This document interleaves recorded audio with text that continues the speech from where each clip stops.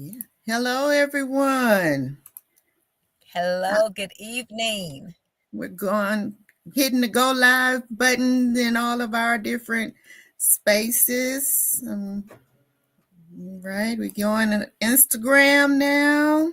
All right, we're live on Instagram. Now let's go on over here to Facebook. See if we can get Hello, that one. IG. All right. Hello, Facebook. Yes, we're doing it. Isn't it Yes, fun? welcome, everyone. Okay. So I hope everyone has had a great week thus far because, yeah, the week is almost over and Yes. we are excited that the weekend is coming and we're going to be able to rest. I hope. I don't know about you, Vanessa. Do you have dance this weekend? We don't have competition. She does have a class on Saturday morning, but other than that, and they have a dance. So Saturday is still a little busy, but for the most part, it's not Mhm. my typical weekend. Gotcha. So I'm gonna try to put these reading glasses on because going the back and forth from regular to reading has been an interesting thing, and it's still not working. Okay, so today we're going to today we're going to be talking about atrial fibrillation. Okay, as we are practicing or actually participating in Cardiovascular Awareness Month. And so I thought that bringing up atrial fibrillation would be a good idea because of the fact that there are so many people, especially on television and such. You've seen Kareem Abdul-Jabbar talking about his bout with atrial fibrillation, and if I remember correctly, Venus Williams, the tennis pro, she had an issue with it also. So it's something that is common, and it's something that we need to make sure that you all are aware of symptoms to actually look for. And we also are going to talk about, support for individuals who have cardiovascular um, conditions because Yeah. we need, excuse my phone, we need,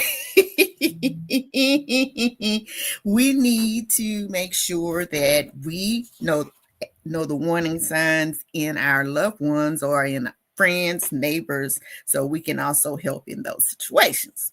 So Exactly.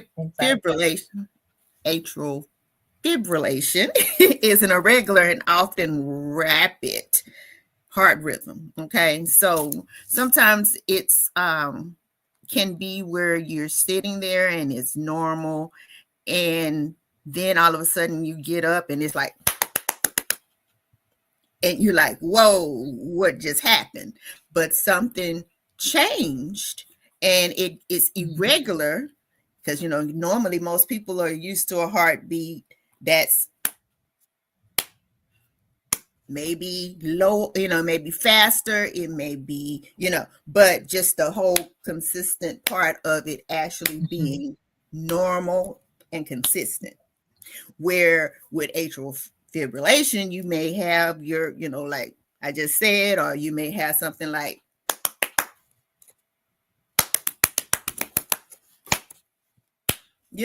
so think about how your body would respond when your blood is flowing at different rates. And if your heart is not pumping properly as it typically isn't doing when you're having atrial fibrillation, you run the risk of the blood not flowing through your heart.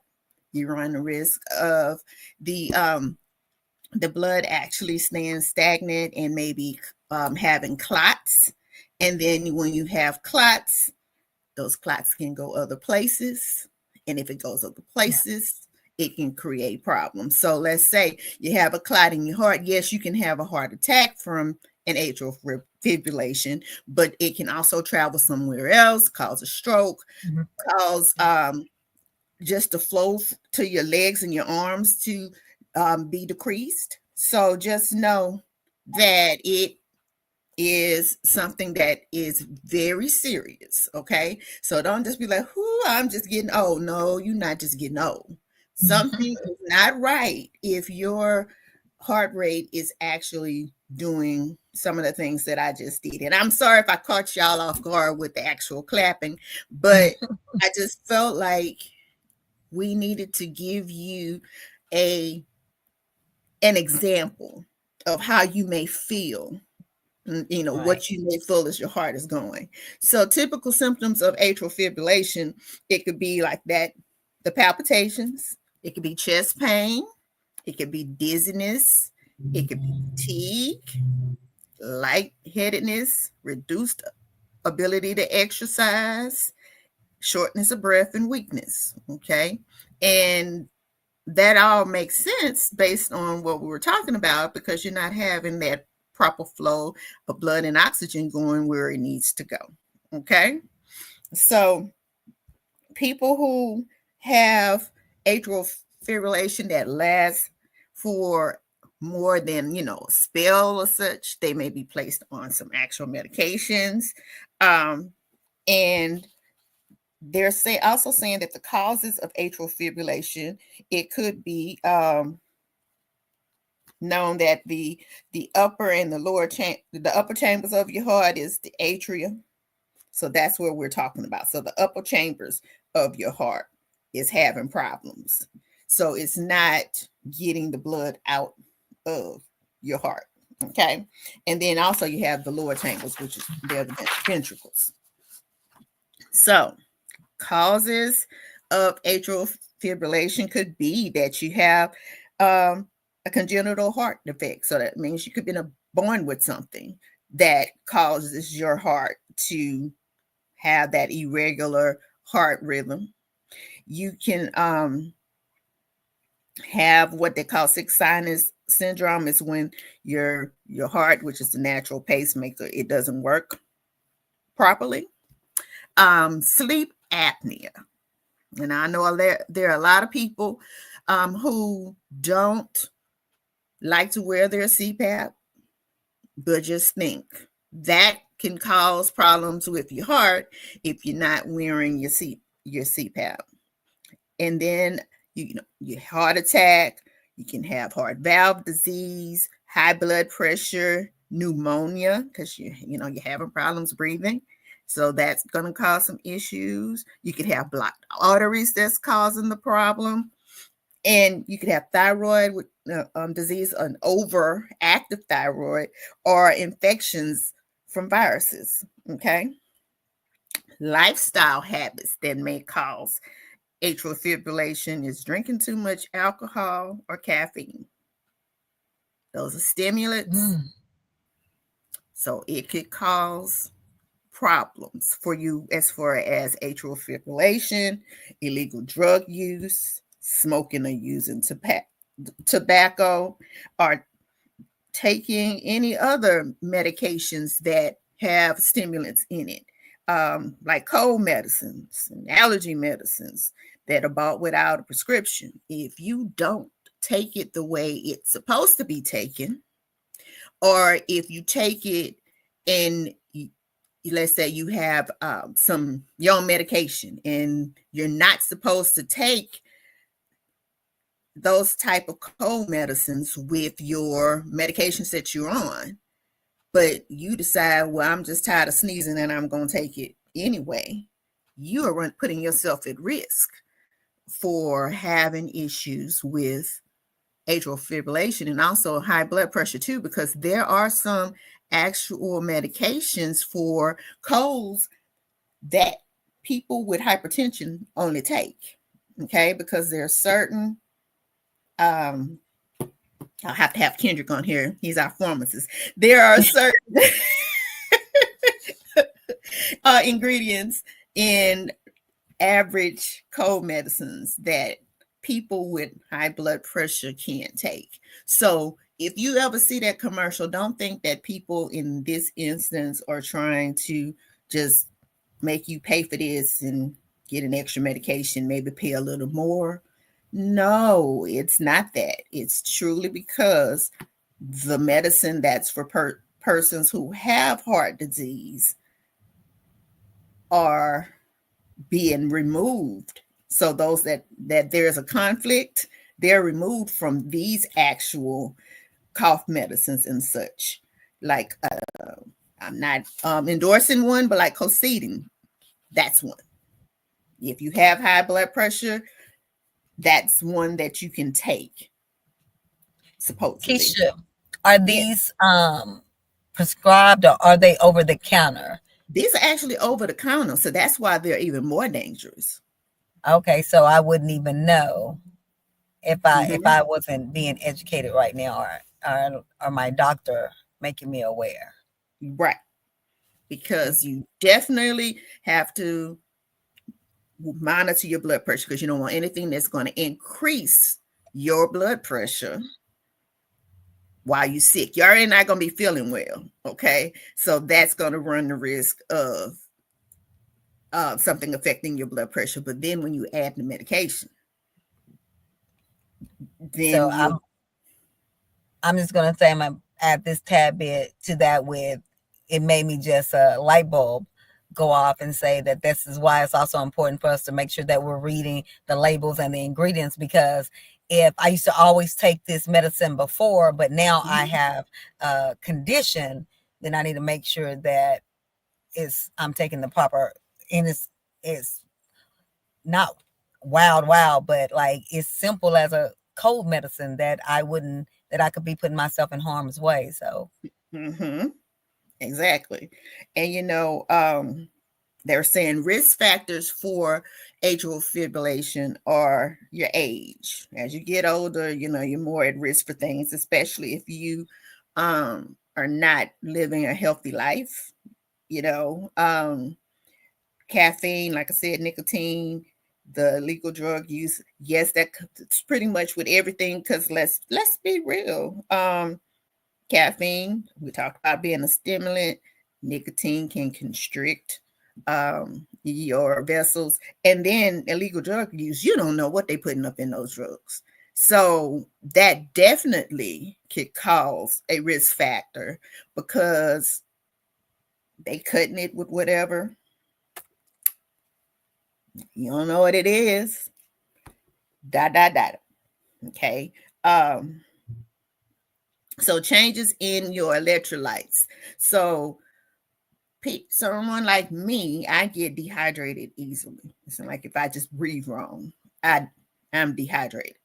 So I need to make sure that I am replacing those actual electrolytes because if I don't, that could affect my heart, my body. Everybody know the common one: get cramps in your hands and your feet and all that. And the older you get, it seems like the more they hurt. But you need to make sure that if you are working out or doing anything that's causing you to lose electrolytes, that you're making sure that you're replacing those. Also, if you have a family history, you can have a risk because your family history could be any of those um, factors that, people, your family have heart conditions. They have all different things. So it could be linked to you by genetics and also by social and trends. If that's all you eat is stuff that's bad for you, and that's what your family does, you're putting yourself at risk. Okay, so that's another way to consider it being a family history because the family is not changing up their eating habits or their health habits. Okay, so obesity is pretty much uh, a risk factor for most things. And America as a whole, we are overweight, and we need to work on more exercise, eating better, getting the right amount of sleep, because that's very important, and long-term health conditions. So we got diabetes, we got chronic kidney disease, lung disease, sleep apnea. So think about all of those things. So we have to try to keep everything in line. So if you keep everything in line, you'll decrease the chance of complications from most health conditions. And then thyroid disease. If your thyroid is not acting properly, your body's not going to adjust well, and this could also cause problems with atrial fibrillation. Now, as far as complications, the blood clots that I talked about can cause stroke. Okay, and then anytime something is killed, so like in a stroke, you can't get that back. You can try to adapt to a new life, but just think, the clot is stopping. The clot born from the atrial fibrillation is stopping the flow, stopping the oxygen, killing off the area where it is. So, other complications: diabetes, heart failure, and sometimes valve disease. So, for as prevention, and then I'm going to let Vanessa talk, is control your high blood pressure, your cholesterol, your diabetes. Don't smoke or use tobacco. Eat a diet that is low in salt and saturated fat. And like they say in church, if you can't say amen, say ouch. Exercise at least 30 minutes a day on most days of the week, if you can. Get the sleep, like I told you, maintain healthy weight and decrease your stress. So that is my spiel on atrial fibrillation. If you all, you have questions related to that, you can feel free to ask those questions and we will try to answer them. But I'm gonna give it over to Miss Vanessa now. Okay, thank you, Keisha. That was great information. I learned something just listening to that information. As I said, making sure that something as simple as cough medicine, cold medicine, that we're making sure that we know what's in it and we're taking what's best for us and our health conditions. So I appreciate that. And so we're going to talk about how we, caregivers, loved ones, friends, family, can support people with cardiovascular diseases, different ones. So, most important is what we're doing tonight, and that's educating yourself about their particular cardiovascular disease.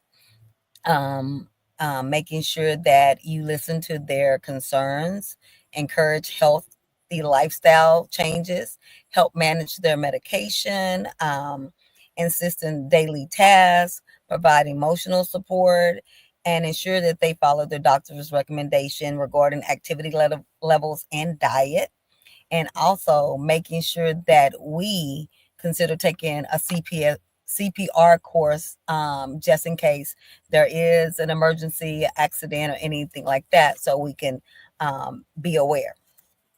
So the first one is learning about their, educating yourself about their condition, making sure that we understand the specific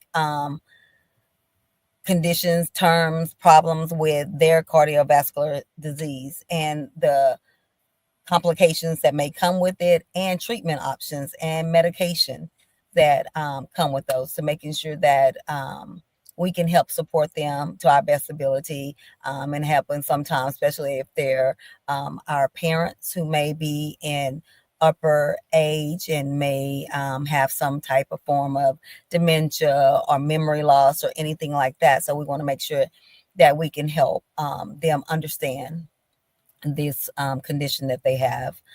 Making sure that we're open to communication, that we're listening to their concerns, especially if it's very new and they never had high blood pressure or any type of heart disease or any other medical condition, and this is something that's very concerning to them. So making sure that we're open and we're listening and we're encouraging them doing this. Helping them with lifestyle changes. We know that, especially when it's generational, we know in our culture, in brown cultures, blacks, Hispanic, we know food is how we say I love you. If the family is coming over, if grandma's coming, aunt, anyone from, coming down to visit, we're cooking up a feast for everyone to sit around, to laugh and enjoy. So when we've done this with great grandma, grandma, mom, and aunt, uncles, so when we have to make those life changing, it can be difficult. It can be very challenging for those individuals. So help making sure that we're supporting them in that. And also with the different diets, also exercising. And how we can do that is, especially if you're in the same household, then we can take on those dietary restriction ourselves, to making sure that, if um mom can't have a bag of chips, I'm not over here and eating her favorite Doritos or with all this sodium in it. So I'm not going to eat that. I'm going to get something else, some veggie sticks, you know, something with some little light ranch or something, like something where I'm supporting them and I'm encouraging this lifestyle change. Exercise is very important when we're doing our lifestyle changes. So even if it's something simple as walking, I'm gonna come over. If I don't live there, hey, we're gonna walk at 6 p.m. before it gets dark, when it's cooler out. In Texas, we can get really hot in the summer. So when it's cooler, not that much cooler, some days in the summer, but it's cooler, or as this week has went, as the day progressed, the temperatures got a little warmer, so we're not at 17 in the morning. So just making sure that we're being a support system, that we're being a team player, that we're being a partner with our loved one, our friend, our family member, when they're trying to change their lifestyle and do what's best for them.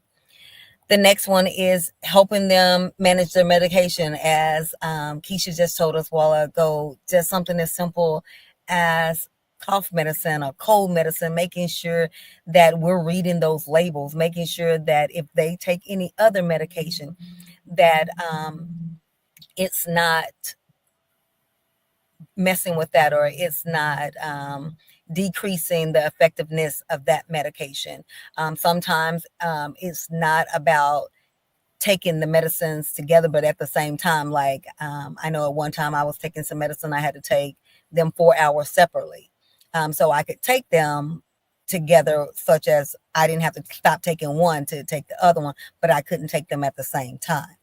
So it may be something simple as that, and making sure that our loved one understands that, okay, if I'm taking this blood pressure medicine, I can't take this other medicine until 3 or 4 hours later, or whatever the case may be.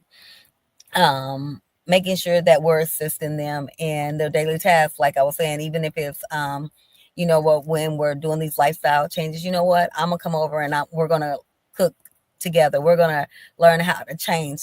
For me, I know not cooking with salt is something. Oh, Lord Jesus. I'm gonna say somebody needs to come over and help me how to do that.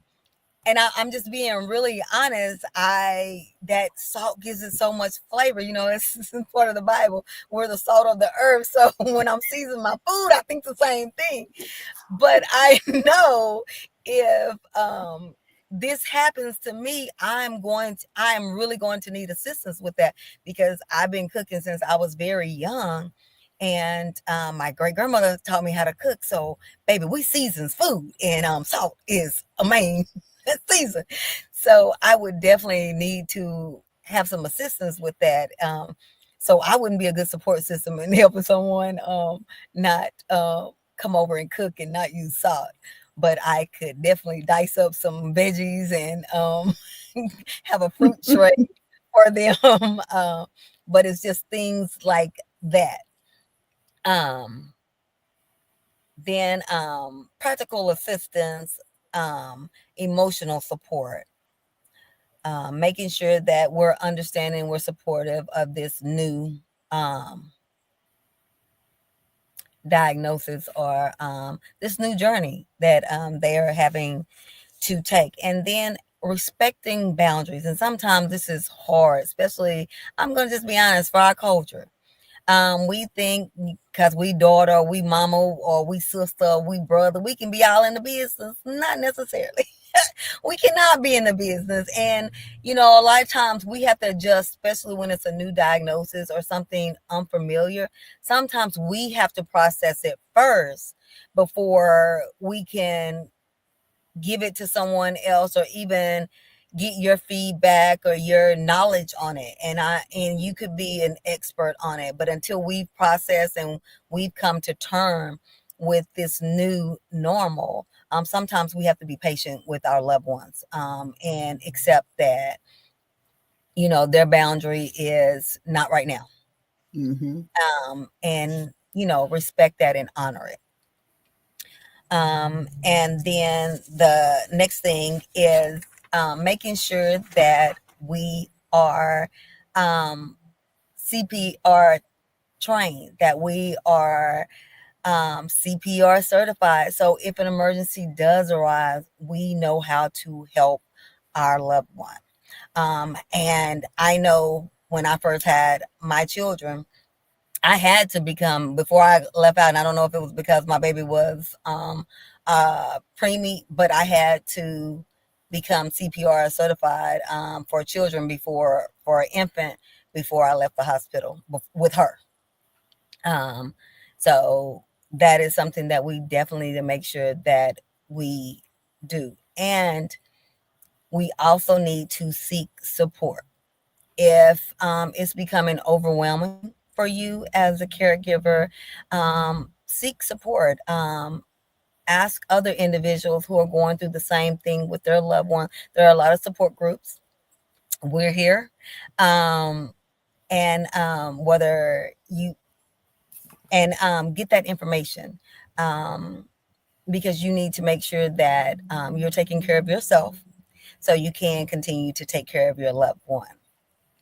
Um, and that's pretty much it on how you can support your loved ones. I have some things that you can look out for, symptoms, just in case you're when you're managing and um, your family member, and if there's heart failure, shortness of breath, fatigue, leg swelling, feeling faint or lightheaded, dizziness. You can just make sure that you're helping them monitor. Also, another thing is if they're gaining weight, they could have fluid on them, making sure that you take their blood pressure, investing in a blood pressure machine, and you can get them for fairly cheap at CVS, Walgreens, Walmart, any store that carries devices like that. And then making sure that also that you attend their doctor's appointments with them, because sometimes, especially when they have been very independent, and this is a new normal, we don't always, we're not always honest. Oh no, we're okay, we don't have any problems, even though you could barely breathe this morning. Oh, but now it's 2 o'clock and I'm good. My appointment, I'm good, doctor. Oh no, I ate something. It was probably what I ate is why I couldn't breathe earlier. So making sure that you do those check-ins with them and with their doctors, and ask them what their doctor said. Um, And then just with their nutrition, making sure that we're adding more fruits and vegetables, whole grains, unprocessed food, plant-based protein, lean cuts of meat, um, and then eliminating a lot of high processed foods, um, foods high in sodium, um, all that extra added sugars and trans and saturated fats, and minimize the alcohol as much as we can. So those are all things that you can help your loved one. And as always, making sure that they are good emotionally and mentally. And if they're not, help them seek professional help. So that is how we can support our loved ones with cardiovascular diseases. I have a support for you. All right. Um, when my son was, diagnosed with hypertension, we went into hysteria. And I went to a spice shop, and there are spice shops that actually have different seasonings already packaged together that Okay. don't have the salt in them. So it'll help you already be able to cook something that's flavorful, but without the salt. So Okay. it'd I be will adding all, definitely it'd need be that. adding all kinds of different, like, I'm gonna just be real, I'm the rice and gravy queen, that's the kind of stuff I used to cook. And then now it's like thyme and coriander, however you say it, and mustard, mustard, is it mustard powder? I think it's Okay. called. But yeah, different things and it tells you what these spices are best for, if it's best for pork, if it's best for chicken or whatever. But it really helped us not use the salt as much Okay. because it was giving different flavors that Good. made up for the fact that there was no salt. Because at first I was like, whoo, I don't know if I'm being able to do this. But I know that's where I am right now. I'm not gonna say that I don't use some salt, but I do. But what I have started doing is getting the seasonings they have like the bolder flavor. Like Mm-hmm. there's we can talk offline, but there is a garlic powder that a woman who taught a small business class that I was in, she makes. And when I tell you, you don't need salt when you have her OG garlic powder. Oh. So, like I said, I'm learning now, since I'm half a century, to Mm-hmm. Mm-hmm. you know, to Yes. look for Yes. things that's going to help me stay around for a while.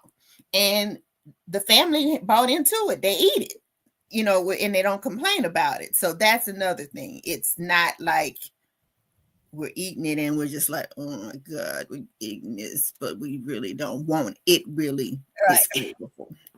And the other thing I have on a banner scrolling across, when we're talking about CPR, and we are in talks about possibly offering CPR classes in different cities.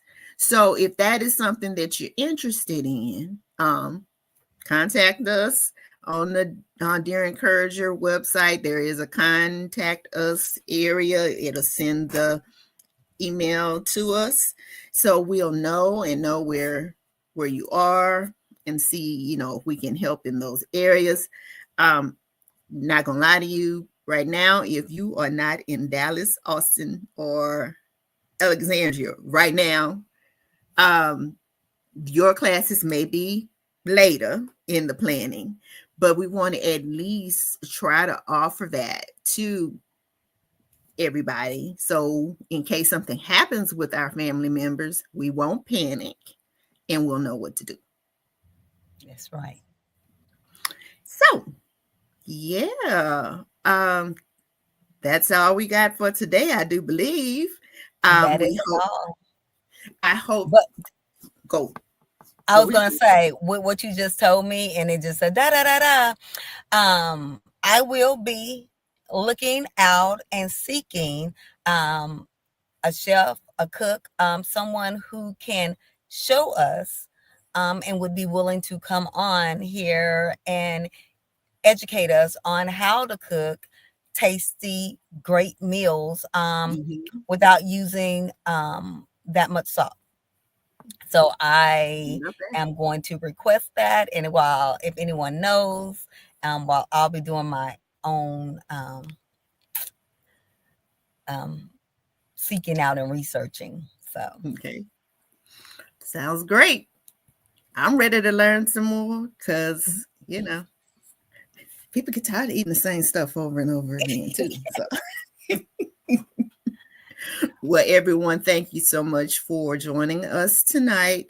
But please remember to contact us if you're interested in a CPR class. Oh, I forgot something very important. One of our board members and my brother, Kendrick Rosenthal, will be running yeah. in the 2025 Publix Atlanta Publix Marathon, and he is actually running as a fundraiser for Dear Encourager. And I have placed it on my page, and Vanessa, feel free to. I Yes, just I will pasted. be putting it back on mine. Yes. Okay. And there is a link to donate. So we would really appreciate if you would support Kendrick as Kendrick is supporting us. Okay. So yeah, and it's like 10 days away. So he's been training and preparing for it. And we are very thankful to him for this because his sister would only be probably on the sidelines going, Yay! I'm not going to be running. But but yes, please, if you are led, please support that endeavor. All Yes. right, everybody. Thank you Yes. again. I'm really gonna say goodbye now. Good night. Good night. If I can get these things to work.